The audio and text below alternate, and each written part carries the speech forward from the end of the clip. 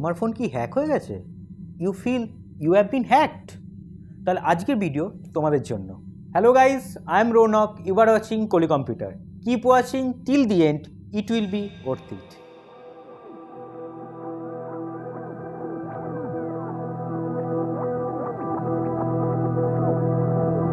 তোমার ফোন যে তোমার কন্ট্রোলে নেই, তোমার ফোনটা কন্ট্রোল করছে একটা থার্ড পার্টি সফটওয়্যার, তার মানেটা হলো তুমি নিশ্চয়ই কোনো একটা স্পাইওয়্যারের মাধ্যমে আক্রান্ত। সেই স্পাইওয়্যারটা হলো পেগাসিস স্পাইওয়্যার।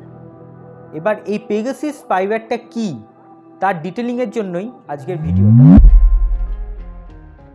বেসিক্যালি স্পাইওয়্যার বলতে বোঝায় যেটা হচ্ছে একটা সফটওয়্যার, যেটা একটা ম্যালিসিয়াস সফটওয়্যার, যেটা কি করে কোনো একটা পার্সন বা কোনো একটা অর্গানাইজেশনকে তার ডিটেলিংকে খুঁজে বার করার জন্য চেষ্টা করে। এবার এই যে পেগাসিস স্পাইওয়্যারটা, এটা ডেভেলপড বাই ইসরায়েলের একটা টেক ফার্ম, যেটা কন্ট্রোল বাই এনএসও গ্রুপ।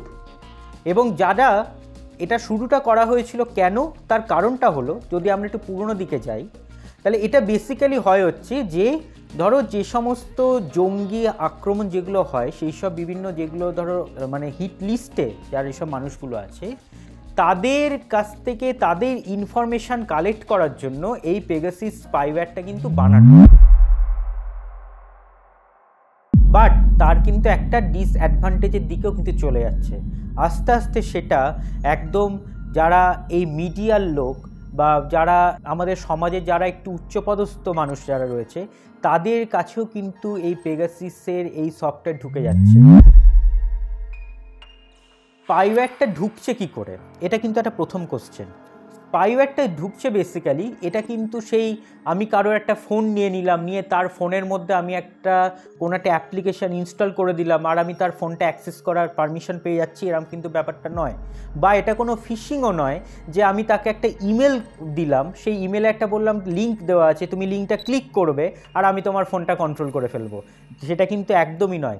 এটা কিন্তু হচ্ছে একটা জিরো লিঙ্ক প্রসিডিওর। মানে তোমার যে কোনো একটা হোয়াটসঅ্যাপের মেসেজ, তোমার হোয়াটসঅ্যাপে একটা কল, তোমাকে সিম্পল একটা মেসেজিং পাঠানোর মাধ্যমে কিন্তু এই স্পাইওয়্যার ঢুকে যাচ্ছে তোমার ফোনে, এবং সেটা কন্ট্রোল করছে সেই থার্ড পার্টি বা সেই থার্ড পার্সন যেটা তোমার হাতে, কিন্তু তোমার ফোন আর কোনো কন্ট্রোলিংয়ে নেই।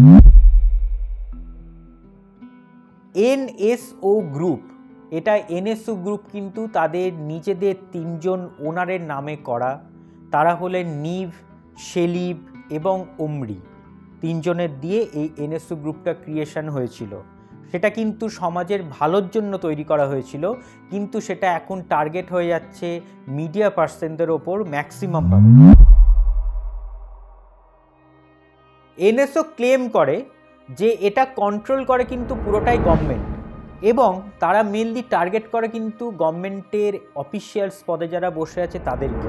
ইন 2019 হোয়াটসঅ্যাপ এই এনএসও কোম্পানির নামে একটা স্যুট নোটিশ পাঠিয়েছিল, যেটা হচ্ছে under the US computer fraud and abuse act. তাহলে এই স্পাইওয়্যারের মাধ্যমে তারা কি কন্ট্রোলটা করছে, তারা কি কন্ট্রোল করতে পারছে না, সেটাই হচ্ছে আজকে একটা বড় প্রশ্ন। তারা সব কিছু কন্ট্রোল করতে পারে, যাবতীয় যা আছে। ইভেন তারা হোয়াটসঅ্যাপে যতই লেখা থাকুক যে এনক্রিপ্টেড মেসেজ থাকে, কিন্তু তবুও কন্ট্রোলটা কিন্তু তারা করছে। তারা সমস্ত হোয়াটসঅ্যাপ, ফেসবুক মেসেজ যা আছে, যাবতীয় তোমার গ্যালারি, তোমার ফটোজ, ভিডিওস, সমস্ত কিন্তু তাদের হাতে চলে যাচ্ছে, জাস্ট এই একটা স্পাইওয়্যার তোমার ফোনে ইনস্টল করে দেওয়ার জন্য। তাহলে প্রথম প্রশ্নের উত্তর পেয়ে গেছো যে তোমার ফোন হ্যাকড নয়, কিন্তু কবে আর কখন সেটা আমি জানি না।